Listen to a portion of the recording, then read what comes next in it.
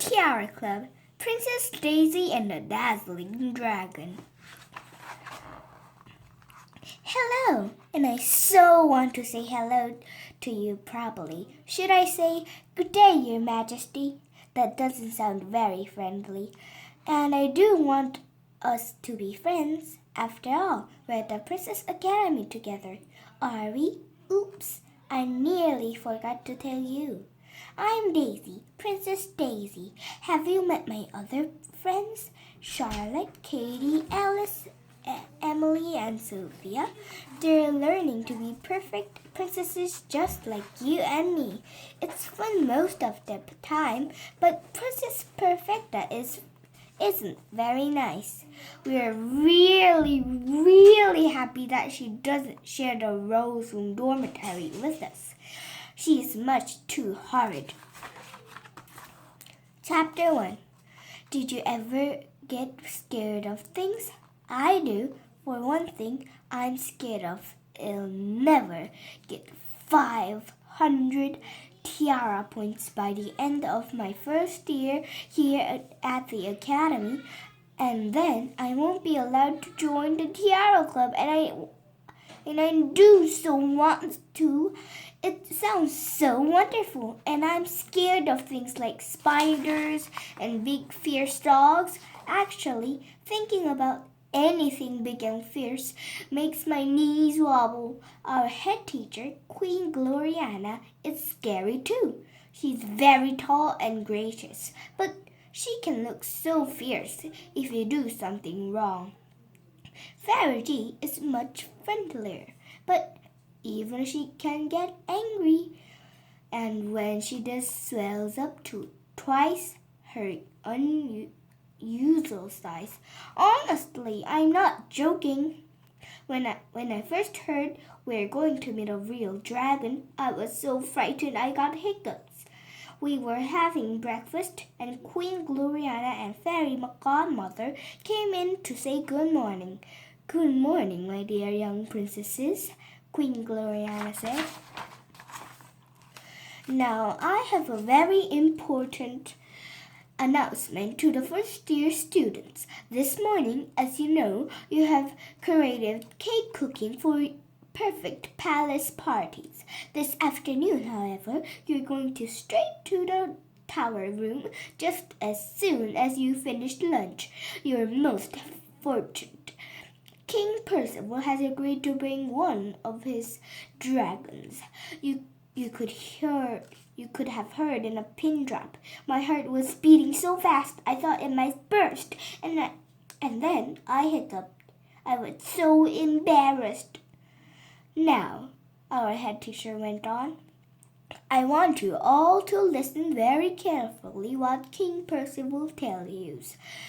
He will be instructing you on how to talk to dragons, and he will give you your tiara points at the end of the lesson. I look forward to hearing that you all have at least 10 points.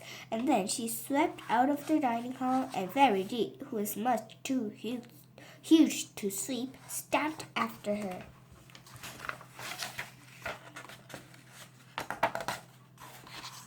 Of course, we all started to talk at once, except for Princess Perfecta and Princess Florine. Perfecta pretended to give a bored yawn, and Florine immediately copied her. Just because Perfecta was at the academy last year, she thinks she knows everything, even though she got only about 100 tiara points in the whole year. Alice's sister and Queen Gloriana was furious with her. And now she's back in the first year with us. A dragon, Katie said, and her eyes were shining. What fun!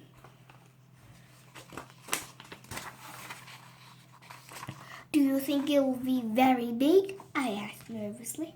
Huge and ferocious, Charlotte said, but Princess Sophia shook her head. Queen Gloriana would never allow that, she said. I expect it'll be a very old dragon I can't even breathe fire anymore. Come on. Alice stood up. Let's go and get boring old cake cookery over. Then we can see the dragon for real. Hurry up and finish your toast, Daisy. I looked at the toast laying untouched on my plate. I didn't feel very hungry, especially when I saw the burnt edge. They made me think of fiery breath. I finished. Thank you, I said. Emily took my hand and as we hurried out of the dining room. Don't worry, she whispered. It'll be okay, at least I hope so. Behind us, Princess Perfecta said loudly, Some people are such scaredy cats. Chapter 2. Our cooking lesson was a disaster. Usually, I quite enjoy it, but because when I'm home at your cook won't let me near the kitchen. She says it's not the place for princesses and chases me away with a big wooden spoon. Luckily, Queen Gloriana thinks we should know how to cook just in case we don't live happily ever after. Also, she says that some royal families are really poor and can't afford cooks. Anyway, I was so busy worrying about the dragon, I didn't listen when Lady Victoria told us what temperature we should set the oven to. My fairy cakes came out totally black. Florine said loudly, Who needs the fire brigade then? And she and Perfecta sniggered together. Take no notice of her, Sophia said. Here, you can have some of mine. Katie looked at my baking tray and giggled. They look like lumps of coal, she said. Throw them away quickly before Lady V sees them. She'll have a fit. Katie was quite right. They did look like coal. And I couldn't help giggling myself as I looked around for the bin. I couldn't see, so I dropped my poor little cakes into my school bag just as Lady V tiptoed over to us. She wears such high heels. We tried to look announced as Lady V peered over her glasses at our baking trays. Not quite as lovely as I hoped, she said. Daisy dear, let me try yours. She picked up one of my cakes. Of course, it was really one of Sophia's and nibbled at it. Oh no, she exclaimed. Salt instead of sugar. Oh dear me, I can't give a single one of you any Tiara points. What disappointing little cooks you are. I was so hoping your fairy cakes would be the pride of the King Percival celebration party tonight. Florine sat up at once. You could almost see her ears flapping. A party? A party, Lady Victoria? Lady V waved a dismissed hand. For King Percival's special friends, only Princess Florine. Lots of fireworks and dancing in the moonlight in the roof garden of his wonderful crystal tower. She looked at us sadly. I planned to present him with a mountain of fairy cakes, iced with pearly pink icing. Please, Lady Victoria, my cakes are lovely, Perfecta called out. And under her breath she muttered, and I didn't cheat like scaredy cat Daisy. Lady V shook her head. No, Perfecta dear, yours are a teensy bit undercooked, And please take 2 minus Tiara points for calling out so boastfully. Perfecta scowled as the Lady V tiptoed away. Then the bell rang loudly as we all tripped out into the corridor and headed for lunch. I couldn't eat any of my pizza, and I kept thinking I could smell smoke, and it made me twitchy. Emily didn't eat either. Didn't eat much either. The dragon will be on a chain, won't it? Asked Alice. Alice rubbed her nose. I don't know. When my big sister was here, she never met a real dragon. King Percival was supposed to bring one in, but she was ill or having a baby or something, and he brought a cardboard to cut out one instead. My sis was really fed up. Oh, Emily said in a very small voice. Knowing Emily was exes made me feel a bit braver. Well, keep together, I said. Scaredy cats, hissed Florine, and Perfecta laughed. We'll all stay together, Sophia said firmly.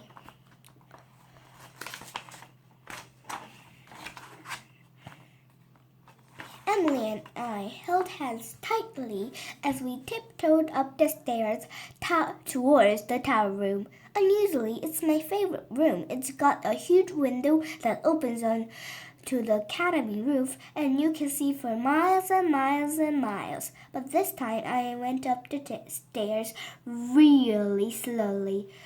Sophia and Alice were holding hands as well, and even Charlotte and Katie hesitated before they went through the doorway. Ooh, I quivered.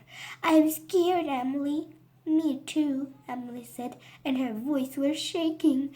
But we are princesses. I swallowed hard. Yes, I said, let's go. And in we went, expecting to see a huge dragon with glittering scales and fierce glaring eyes. I was all ready to run away if it was too dreadful, but it wasn't dreadful at all. The dragon was totally gorgeous. Alice, Katie, Sophia, and Charlotte, and the rest of the first-year princesses were already making a little ooh and ah noises. Noises, and I could so see why. It was just a baby with shimmery scales on its fat silver tummy and the sweetest tiny green wings.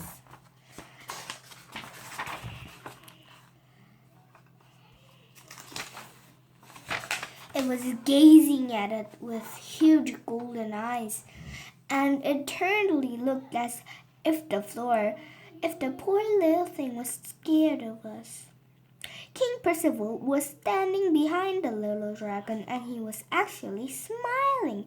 It's King P is about 100 years old and very fat and whiskery. And normally he frowns a lot, especially when we get things wrong in the classes where he teaches us how to be polite to princesses. We are so not good at that. But this time he was looking already pleased and proud. Ha! He said, jolly little beast, isn't he? Gotta get him trained, of course. But he's doing fine. Want to tickle his ears?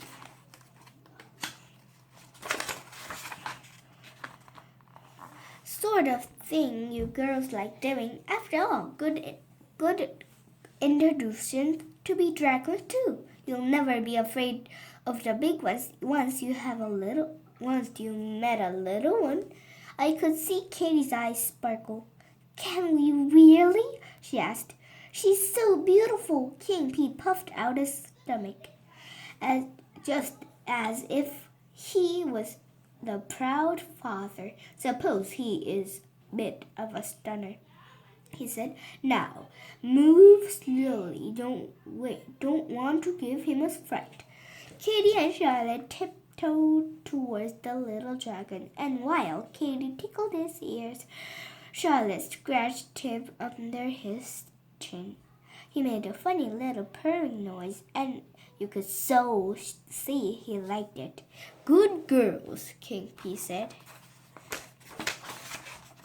Glad to see you're not afraid of the little chap. Next, he looked straight at me.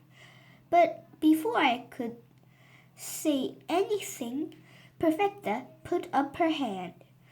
You'll have to excuse Princess Daisy, Your Majesty, she said in a horrible, sneery voice. She's terrified of dragons. No, I'm not, I said. It was furious. That little dragon was so cute, I was dying to give him a cuddle. I glared at Perfecta and took a big step forward, and at exactly that moment, Florine put out her foot. I tripped and fell with a huge crash. The dragon let out a wail and dashed for the window. And before any of us could move, he smashed through the glass and was scampering about the flat bit of the roof outside. And then the most incredibly scary thing happened.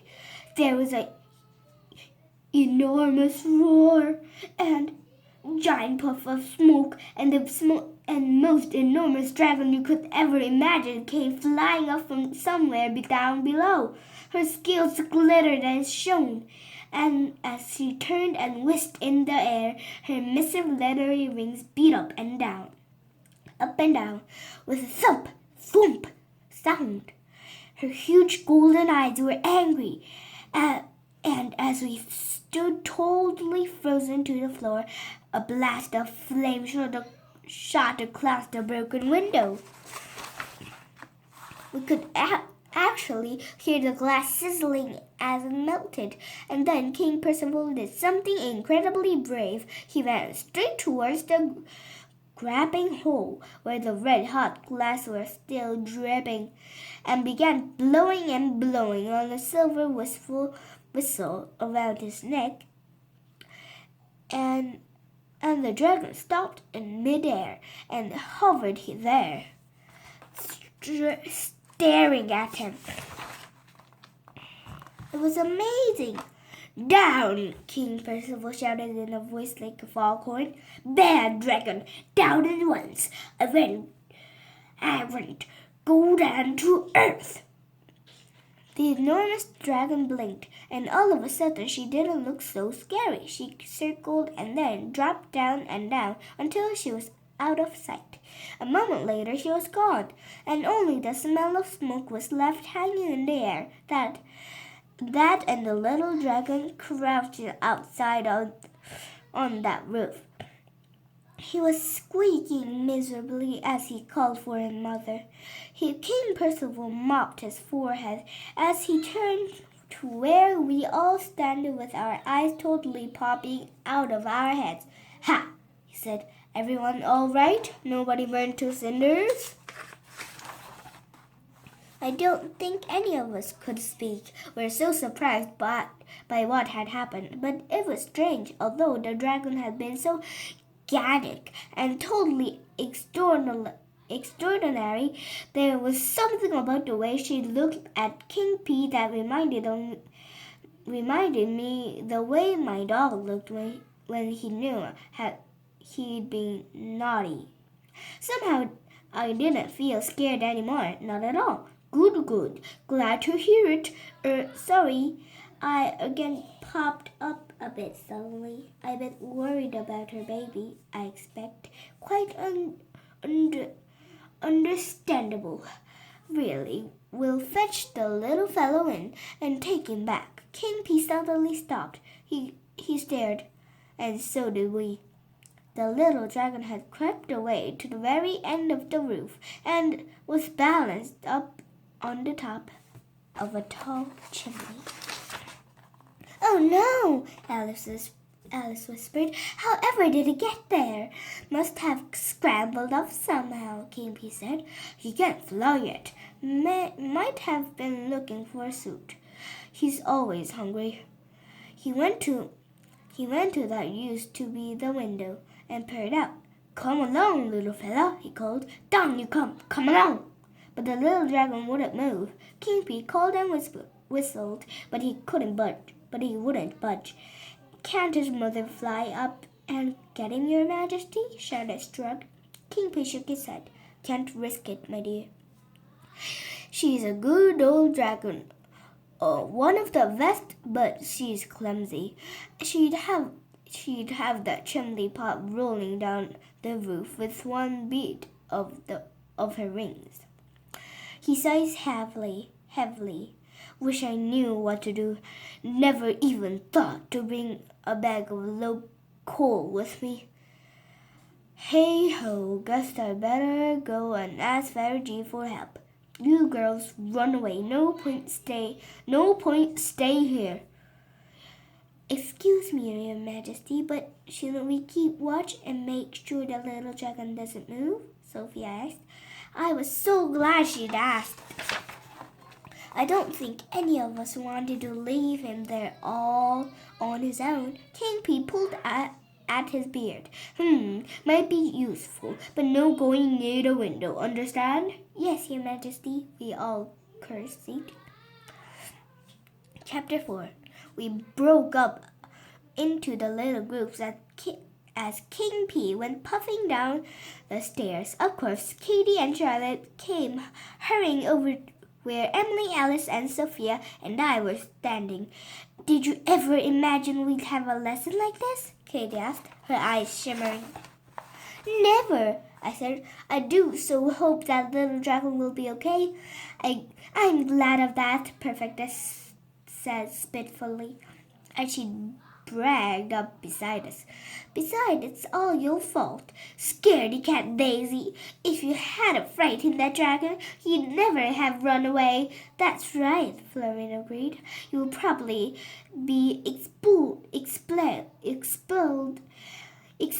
when Queen Gloriana finds out. No, she won't, Emily said. It wasn't her fault that she slipped. I didn't slip, I began.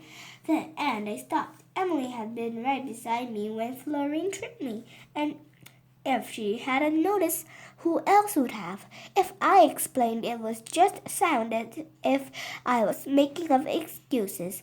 Don't worry, Daisy, Sophia said. Anyone with any sense could see it was an accident.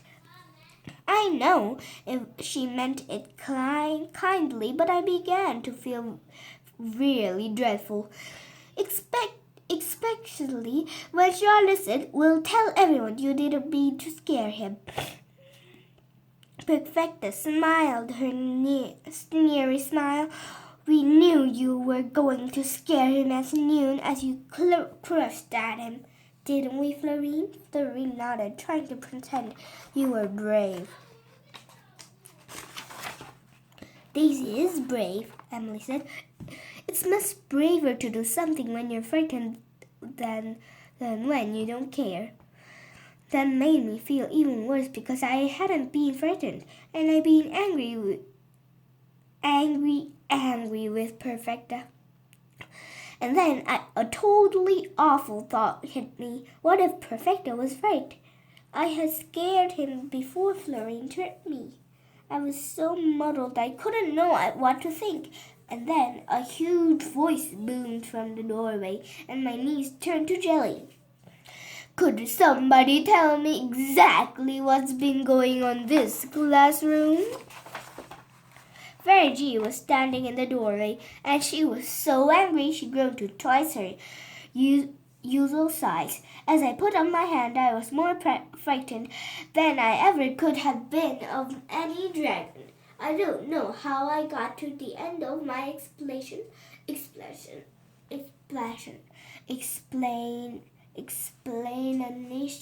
but I did. Fairy G didn't say anything. I stuttered and mumbled, but I was sure she thought I was terrible. When I finished, she told me to stay where I was. Everybody else was to go straight to the dining room. Please, Fairy, Katie said bravely. King Percival asked her to look after the dragon while he got help. We'll see to that, Fairy boomed. As soon as everyone had gone, Fairy fixed me with a piercing stare. Now, Princess Daisy, I'm going to leave you here while I go see if I can find a sack of coal for poor King Percival. He's tearing with his whiskers without his worry about that bad little dragon. But he seems to think it calmed down soon enough, if it gets something to eat. And as you tell me, it was you that scared it away. You can wait here and watch it until I get back. I noticed Fairy was her normal size as she stamped off, and I wondered I would ever get used to the way she grew and shrank. I also wondered if I totally imagined the very tiny wig I did, seen as she turned around for a moment in the doorway. Chapter 5. Daisy! I whirled around and saw Emily, Katie, Alice, Charlotte, and Sophia tiptoeing into the room. What are you doing here? I gasped. You'll be in so much trouble if Fairy finds you. You'll get 1,000 of minus Tiara points. I couldn't leave you on your own, Alice said, and we had a brilliant idea. Look, we've brought our fairy cakes. We thought the dragon might be hungry, as she waved a bag at me. I keep telling her he won't like them, Sophia said. King Percival said he liked coal, but we couldn't find any.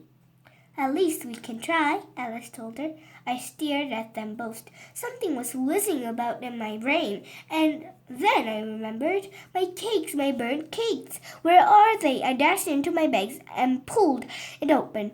Yes, they were still there, and they did look like coal.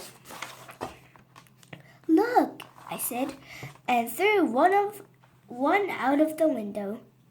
It was much too light to throw very far, and it was a long way from the chimney pot, but the little dragon sat up and licked his lips. He likes them, Katie.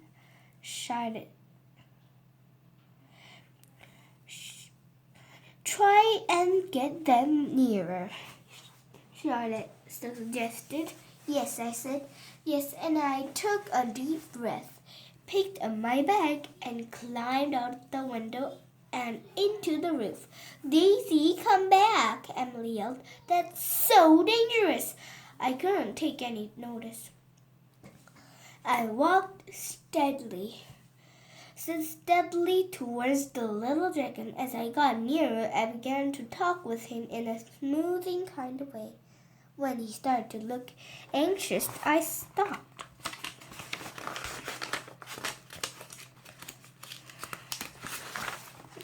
I put 2 cakes down on the roof tiles. Here, I said, there. Then I walked away just as slowly as I'd come, dropping a trail of burnt crumbs behind me. I heard the little dragon jump down before I even reached the window, and I could tell by looking at my friends' faces that he was following me. Katie was backing me, beckoning me. Sophia was smiling and Emily was nodding. Alice and Charlotte was silently clapping. I climbed back into the tower and trailed more crumbs into the center of the room until the bag was empty. Then we all moved right back against the walls and held our breath. Patter, patter, patter, patter, and he was inside. By the time Fairy came back up the stairs with King Percival and a paid boy carrying a sack of coal, the baby dragon was happily chewing my fairy cakes. It was scratching his ears. I was scratching his ear, and he was purring. King Bee looked first amazed, then terribly happy. "Good boy," he said, and I thought I could see a tear in his eye.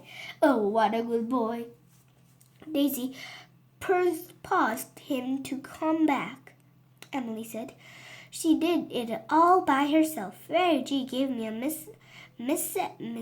Mrs. Being a smile, and I thought you were afraid of dragons." "Not anymore," I said, and it was true. And that was the end of your dragon lesson, except for very special information from King Percival asking all 6 of us to go to his celebration party. King Percival cordially invites to a celebration party tonight on the roof entrance of his palace. Starts 6:30 p.m. "I owe you girls a great big thank you," he said in his gruffled voice. "Humph," said Fairy G. She was busy with her wand repairing the window, but it wasn't a cross kind of humph. "Do they really deserve a treat after all the trouble they've caused?" "Trouble?" asked King P. "Tell him, Daisy," Fairy G said, but she was twinkling as he said it. "It was my fault the baby was scared, Your Majesty," I said, "and I'm truly sorry."